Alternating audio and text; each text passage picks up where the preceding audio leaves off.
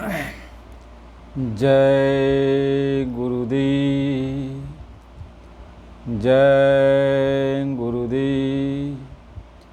परम पुरुष गुरुदेव जी, जय गुरुदेव नाम। अलख यगम की पार में स्वामी तुम्हें प्रणाम।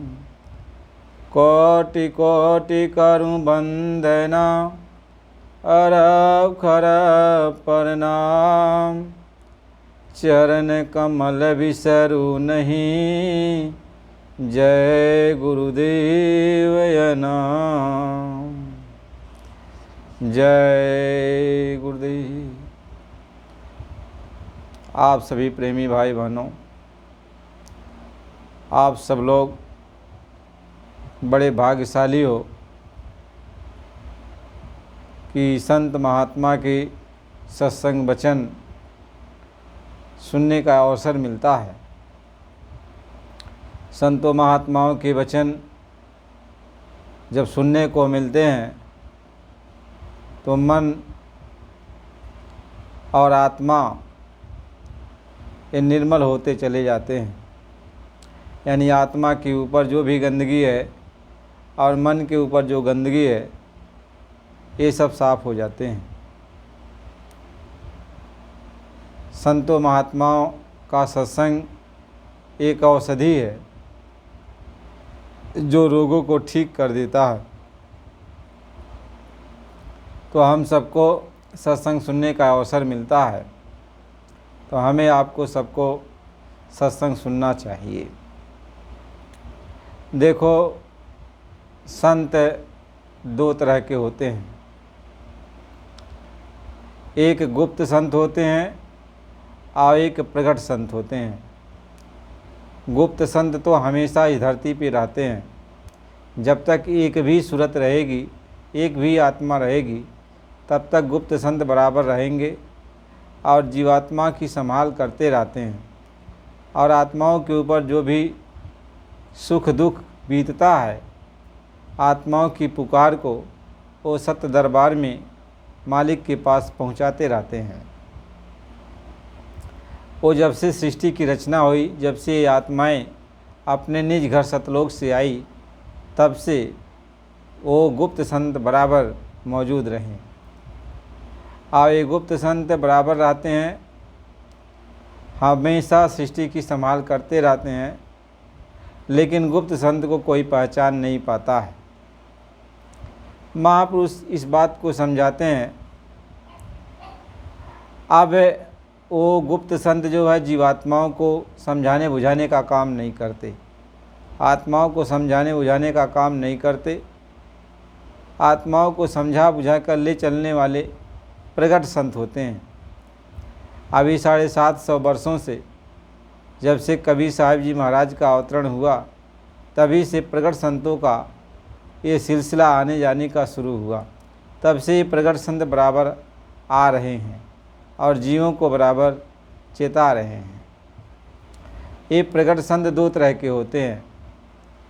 एक तो सीधे व कुल मालिक स्वयं अपना रूप बना करके संत के रूप में आते हैं और जीवों को यहाँ समझाते बुझाते रहते हैं और समझा बुझा करके जीवों को अपने घर ले चलने का वो काम करते हैं, समझाते बुझाते हैं। और एक वो होते हैं जब प्रगट संत यहाँ जीवों को रास्ता बताते हैं, तो यहाँ जो आत्माएं हैं वो कमाई करके जब अपने घर पहुँच जाती हैं और जब उनको मालिक का हुक्म हो जाता है जीवों को समझाने बुझाने का, तो वो भी प्रगट संत ही होते हैं। लेकिन एक तो कमाई करके प्रगट पूरे होते हैं और एक पूरे ही होके आते हैं। तो संत दो तरह के होते हैं। प्रगट संत दो तरह के होते हैं। एक तो सीधे वहाँ से आते हैं, उनको कुछ करना नहीं होता, और दूसरे वो होते हैं जो यहाँ पे सद्गुरु से नाम दीक्षा प्राप्त करके और कमाई करते हैं और वो पूरे हो जाते हैं, तो उनको पूरा संत कहते हैं। और हुक्म हो जाता है मालिक का कि ये अब जीवों का संभाल करेंगे, जीवों को रास्ता बताएंगे, तो उनको पूरा संत कहते हैं। हमें आपको संत सद्गुरु की खोज करनी चाहिए। ये मानव शरीर है जो थोड़ी समय के लिए है और इस थोड़ी समय में हमें अपना काम करना है। तो इस समय प्रगट संत बराबर आते हैं, बराबर आ रहे हैं। तो हमारे अंदर एक जिज्ञासा पैदा हो अपने घर चलने की, अपनी आत्मा को जगाने की, अपनी आत्मा को जगाकर परमात्मा से मुलाकात करने की यदि हमारे अंदर तड़प पैदा हो जाए तो वो जो प्रगट संत आए हुए हैं वो आपको मिल जाएंगे। क्योंकि इस समय वो धरती पर मौजूद हैं तो आपको मिल जाएंगे। आपके अंदर तड़प होनी चाहिए, क्योंकि जितनी आपकी तड़प होगी, जितना आपकी चाह होगी, वो सब सुनते हैं, समझते हैं और जानते हैं। आपको खोजना नहीं पड़ेगा, वो खुद आपको आके मिल जाएंगे। लेकिन आप अपने अंदर अपनी सच्ची निष्ठा रखो और सच्ची श्रद्धा रखो। महात्मा ये समझाते हैं, पहले तो आप शुद्ध शाकाहारी जीवन बिताओ और नियम संयम से अपना रहो। धोखाधड़ी, झूठ फौरे से दूर रहो, छल कपट से दूर रहो और मालिक से मिलने की अपने अंदर तड़प पैदा करो। महापुरुष इस बात को समझाते हैं, जो अभी महापुरुष से नहीं जुड़े, महात्माओं को नहीं पहचान पाए, महात्माओं के पास नहीं गए, उनको महापुरुष ही समझाते हैं कि अपने घर गृहस्थी में रह करके आप जो है पहले शाकाहारी सदाचारी जीवन को बिताओ। किसी गंदी गलीज वस्तुओं का सेवन मत करो, मांस मछली अंडा शराब का सेवन मत करो और शुद्ध शाकाहारी जीवन को बिताओ। और अंदर ही अंदर मालिक से प्रार्थना करो कि हे कुल मालिक नाय महाप्रभु, आप इस धरती पर मौजूद हो, आप मेरी पुकार को सुनो और मुझे जो है रास्ता बताओ अपने घर चलने का। अब मैं अपने घर चलना चाहती हूँ। जब आत्मा की ये वेदना विरह तड़प शुरू होगी तो जहाँ पर भी वो मौजूद रहेंगे वो आपकी पुकार को सुनेंगे और उसी के अनुसार आपकी वो मदद करेंगे, आपके पास वो आएंगे। कोई न कोई जरिया बना देंगे, या तो वो स्वयं आपको बुला लेंगे या तो स्वयं आपसे मिल जाएंगे। लेकिन वो ये काम करेंगे। आपकी सच्ची श्रद्धा, सच्ची निष्ठा यदि हो जाए तो महात्मा मिल जाएंगे। इस समय धरती पर मौजूद हैं। जब से ये आत्माएं आई हैं अपने देश से, तो ये पहला कलयुग है। ऐसे तो अनंतों बार कलयुग आया गया, लेकिन यह पहला कलयुग है जो 750 वर्षों से पूरे संत सद्गुरु का आगमन शुरू हुआ और जीवों को घर पहुंचाने का भेद जारी किए, घर पहुंचाने का मार्ग बताया कि चलो हम तुम्हें मार्ग बताते हैं और तुम अपने घर निकल चलो। लेकिन जुगों जुगों से ये भूली हुई आत्मा, महात्मा जब समझाते हैं तो ये आत्माएं मानती नहीं हैं। आत्मा तो ये सोचती हैं कि ये तो हमारे जैसे ही हैं, हमारे ही वेशभूषा में है, हमारे जैसा खान पान करते हैं, इनका रहन सहन हमारे ही जैसा है, तो ये भगवान थोड़ी हो सकते, ये हमें क्या भगवान से थोड़ी मिला सकते हैं। ये शंकाएं होती रहती हैं। यह शंका के कारण हम महात्माओं को पहचान नहीं पाते हैं। महात्मा अपनी बोली भाषा में हमें समझाते बुझाते हैं, लेकिन फिर भी हम महात्माओं को समझ नहीं पाते और महात्माओं के करीब में रहते हुए भी महात्मा को पहचान नहीं पाते हैं। महापुरुष इस बात को समझाते हैं, जीव के अपने बस का कुछ नहीं है जो महात्माओं के बारे में जान सके। इसलिए वो महात्मा खुद अपना परिचय देते हैं और ये समझाते हैं। जब आत्माओं के पास जाते हैं, समझाते हैं, तो ये कहते हैं कि देख आत्मा, कि मैं आया वही देश सी और जहाँ तुम्हारो धाम, तुमको घर पहुँचावना बस एक हमारो काम। जब आत्माओं के पास ही महात्मा बैठते हैं, उठते हैं, हम सारी आत्माओं के पास समझाते बुझाते हैं, तो जब हम लोग कुछ हिल मिलकर उनसे बातचीत करने लगते हैं, समझने लगते हैं, तब महात्मा अपना परिचय देते हैं और महात्मा कहते हैं कि देखो मैं उस जगह से आया हूँ जहाँ से तुम सब लोग आए हो, जहाँ तुम्हारा सच्चा धाम है, सच्चा घर है, मैं वहीं से आया हूँ और तुमको ले चलने के लिए आया हूँ। कि तुम फंसे काल के फंदे, इससे हो गए अति गंदे, तेरे कीचड़ को धोने मैं सत्य देश से आया हूँ। वो कहते हैं कि देख, तुम यहाँ काल माया के देश में आके फंस गई, मन माया के अधीन हो गई, इंद्रियां भोगों में फंस गई। ऐ आत्मा, अब तुम विषयों का स्वाद लेने लगी और अपने घर का जो आनंद था, अमृत था, उसको तुम गई भूल और यहाँ मारी मारी फिर रही हो। हर जगह तुम्हें तकलीफ़ दिया जा रहा है, हर जगह तुम्हारी फजीयत हो रही है, तुम्हें नाना प्रकार का कष्ट दे दिया जा रहा है, नरकों में तपाया जा रहा है, सड़ाया जा रहा है, गलाया जा रहा है, नाना प्रकार का तुम्हें कष्ट दिया जा रहा है।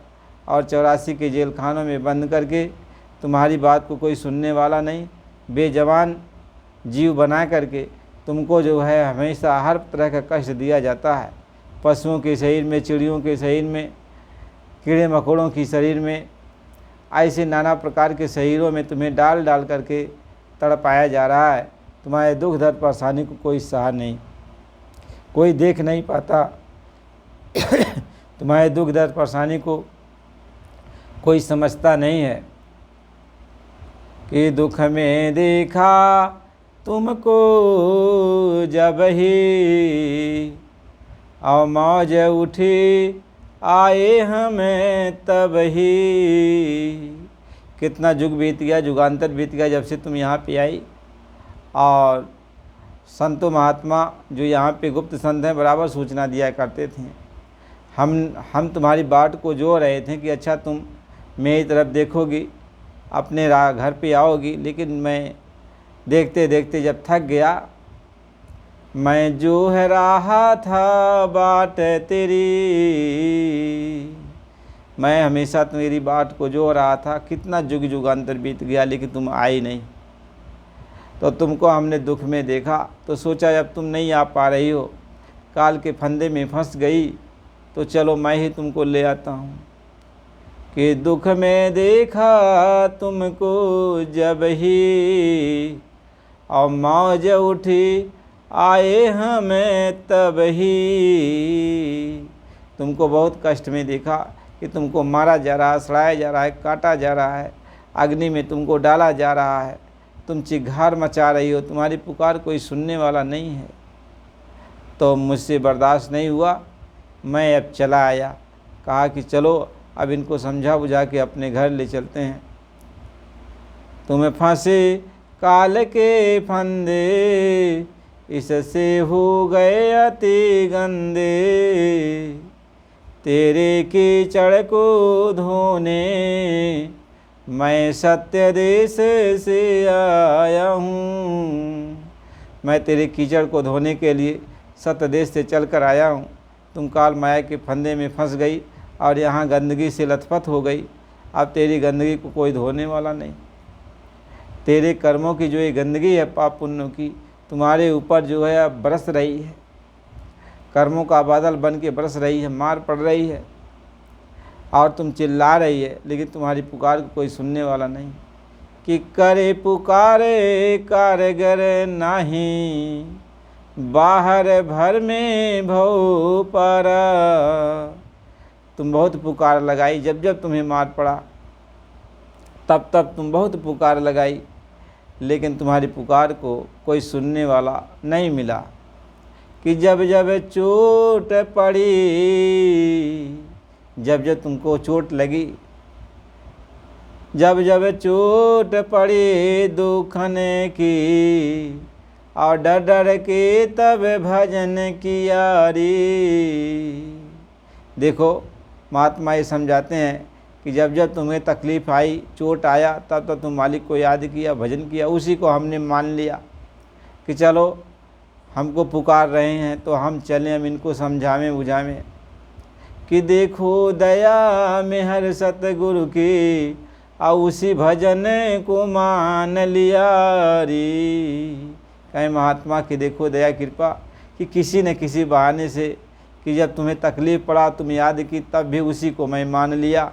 चलो मेरे बच्चे मुझको याद कर रहे हैं इसलिए मैं चला आया कि मुख मोड़ जरा इधर देखूं, मैं तुझे बुलाने आया हूँ।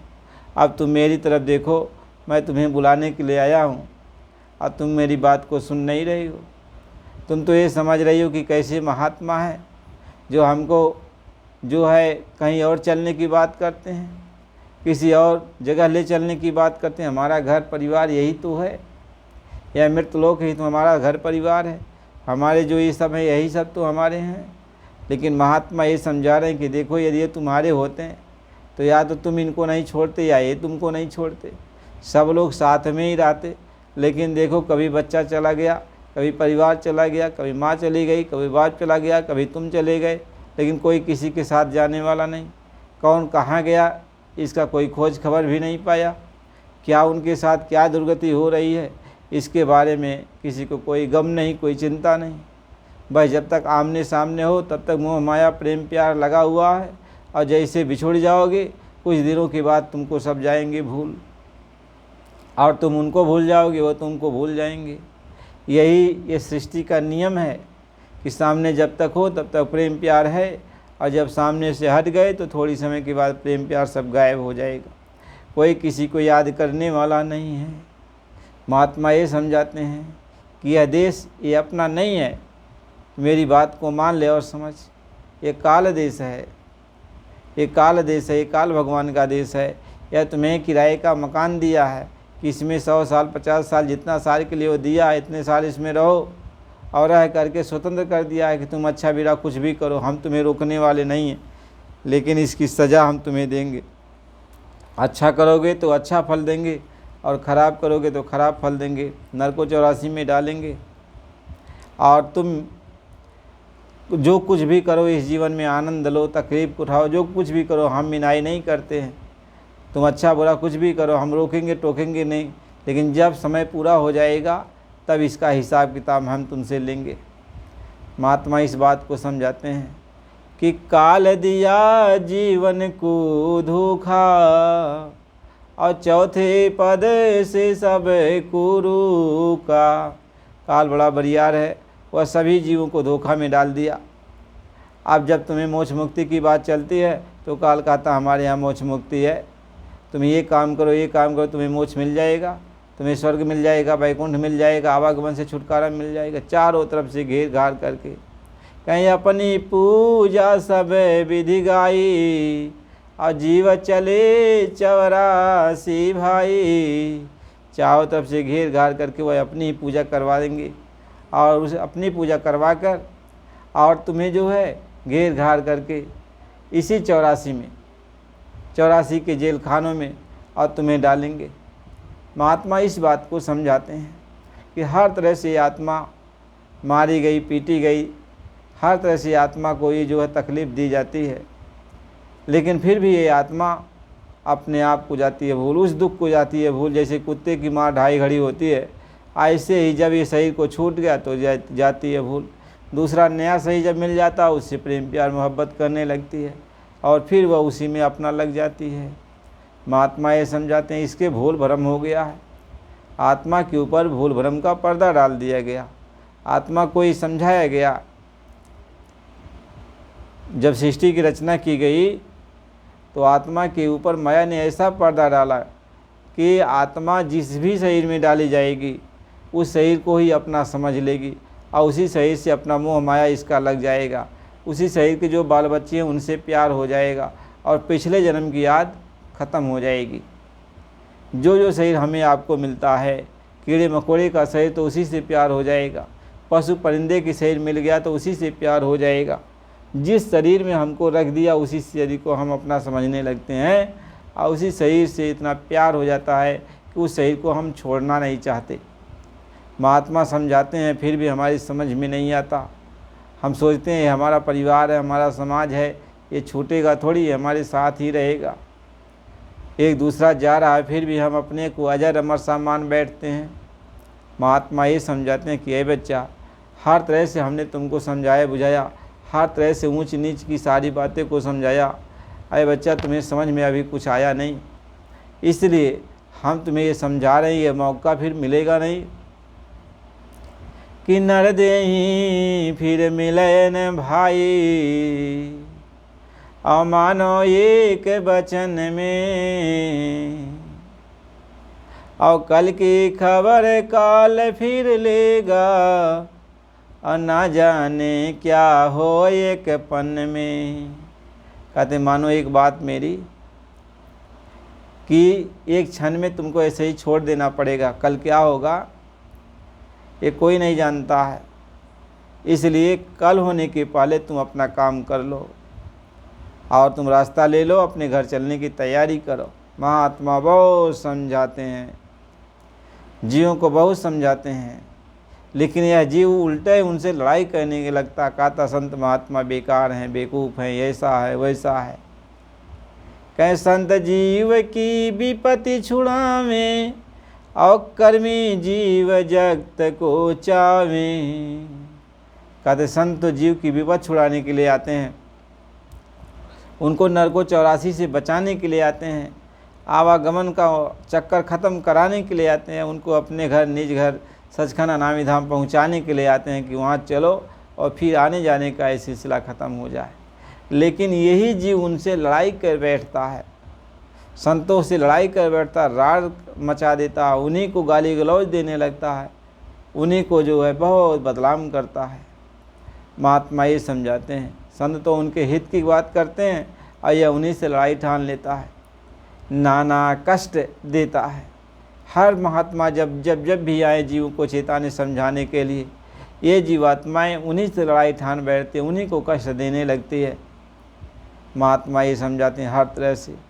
तो गुरु महाराज जी यही बात समझाते हैं कि बच्चा, अभी ये थोड़ा समय तुमको मिला है और ये भी जा रहा है, इसलिए तुमसे ज़्यादा मुझको जल्दी है कि तुम जल्दी से ले लो ये आत्मधन्य और अपना घर गृहस्थी में रहकर इससे जो है अपना काम बना लो, नहीं तो आगे बड़ी तकलीफ़ आएगी। तुम्हारे मददगार कौन होगा? कोई नहीं होगा, आज तक न हुआ न फिर आगे कोई होगा, तो मेरी बात को तो तुम मान ले। महात्मा बहुत प्यार से समझाते हैं, गुरु महाराज जी बहुत प्यार से समझाते हैं कि आई किया हमें शब्द उपदेशा, और शब्द माही तुम करो प्रवेशा। कहते हम यहाँ पे आए और शब्द का उपदेश दिया। शब्द का मतलब होता आवाज़, आकाशवाणी, कलमा आयते। इसकी बात हमने तुम्हें बताया कि अंदर में वो मालिक अपनी आवाज़ दे रहा है, तुमको बुला रहा है, आकाशवाणी कर रहा है, कलमा आयते उतर रही है, आकाशवाणी आ रही है, अंदर में आवाज़ वो मालिक दे रहा है। तो मालिक की आवाज़ को तू सुन ले, आवाज़ को सुन ले, मैं तुमको मालिक की आवाज़ से जोड़ देता हूँ। तू अपने अंदर मालिक की आवाज़ को सुन। कह शब्द सुनत मेरी छतिया फाटे, अब मीठे लगे तुम बैना, दरस बिना दुखन लागे नैना। कहते हैं जब शब्द वो सुनेगी आत्मा तो अंदर ही अंदर बहुत तड़प उसके अंदर होगा, क्योंकि मालिक की आवाज़ बड़ी मिठास है, बड़ी मधुर है, मनमोहक है, हृदय को भा जाती है, हृदय को इतना भा जाती है कि आत्मा खींची खींची उस आवाज़ की तरफ जाने लगती है। उस आवाज़ में अमृत की वर्षा होती है, आत्मा जो है उस अमृत को पीने लगती है। वो मालिक कहते हैं कि आकर हमने उस शब्द का भेद बताया जो तुम्हारे अंदर है। जब तुम आए थे तब भी वह शब्द हमने तुमको दिया था, लेकिन तुम काल के देश में आकर तुम भूल गई और शब्द को छोड़ दिया, और इस काल माया के देश में भोगों में लिप्त हो गई और विषयों का रस का तुम स्वाद चखने लगी। और इसी रस को चखने के कारण तुमको कितना कष्ट मिल रहा है, कितना तकलीफ मिल रहा है। अब तुम उस विषयों के रस को छोड़, अब तुम शब्द के रस का पान कर, अंदर ही अंदर तुम उस आकाशवाणी कलमा आयते को सुन। यह मैंने तुमको भेद बताया। महात्मा समझाते हैं, संत सदगुरु जब आते हैं तो शब्द का उपदेश देते हैं, यानी अंदर में जो शब्द मालिक का होता है उस शब्द से जोड़ देते हैं। आत्मा जब शब्द से जुड़ जाती है, उस मालिक से जुड़ जाती है, मालिक की धार से जुड़ जाती है, तो उसके जन्म मरण का जो बंधन है ये कट जाता है। कह शब्द कर्म की रेख कटावे, और शब्द शब्द से जाए मिलावे, और शब्द घाट तू घट में देख, शब्द ही शब्द पिया को पेख। कहते शब्द का घाट तेरे घट में है, दोनों आँखों के मध्य भाग में, वहाँ तो ख्याल ध्यान को लगा और वहीं पे शब्द उतर रहा है, और वहीं पर तू पहुंचकर शब्द का पान कर ले, अमृत का पान कर ले। यही है अमृत। शब्द ही वो मालिक का शब्द ही अमृत है, उसमें रस चूता है, अमृत चूता है, आत्मा उसको पीने लगती है। जब शब्द के रस का पान आत्मा करने लगती है, आत्मा पीने लगती है, तो ये आत्मा हमेशा के लिए अब जो है अजर अमर हो जाती है। अब उसके जन्म मरण का बंधन मिटने लगता है, कटने लगता है, क्योंकि शब्द को सुनते सुनते आत्मा के ऊपर जो पाप पुण्य की मैल है यह धीरे धीरे धीरे धीरे धीरे धीरे कट जाती है। एकदम तो आत्मा निर्मल हो जाती है, साफ़ सुथरी हो जाती है। ये आत्मा फिर अपने घर चलने के लायक बन जाती है। गुरु महाराज जी इस बात को समझाते हैं।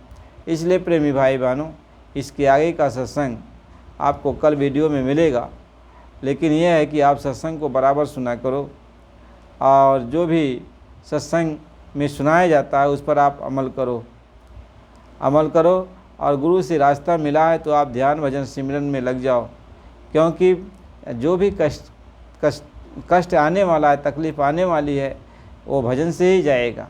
बिन हरि भजन न जाई कलेशा। जो क्लेश है, कष्ट है, तकलीफ़ है, आने वाली है, जो आई है, ये बिना भजन के जाने वाली नहीं है। इसलिए भजन का मार्ग मिल गया है तो भजन करो, और नहीं मिला है भजन का मार्ग तो शाकाहारी सदाचारी रह के मालिक से प्रार्थना करो कि मालिक मुझे अपना दर्शन दो और मुझे रास्ता बताओ और मैं भजन करूँगा। तो मालिक कोई न कोई जरिया बना देगा और आपको मिल जाएगा, आपको रास्ता भी मिल जाएगा। इसलिए जिनको नहीं मिला वो इस तरीके से भजन करें, और जिनको मिल गया है वो भजन में लग जाएं, क्योंकि आगे बड़ी आफत मुसीबत आने वाली है। उससे बचने का और कोई उपाय नहीं है, सिर्फ भजन ही है। तो हम सबको भजन करना चाहिए, भक्ति का मार्ग अपनाना चाहिए। अपने परिवार समाज में रह करके अपने भजन को पूरा कर लो। जय गुरुदेव। आप लोग चैनल को लाइक और सब्सक्राइब कीजिए। जय गुरुदेव।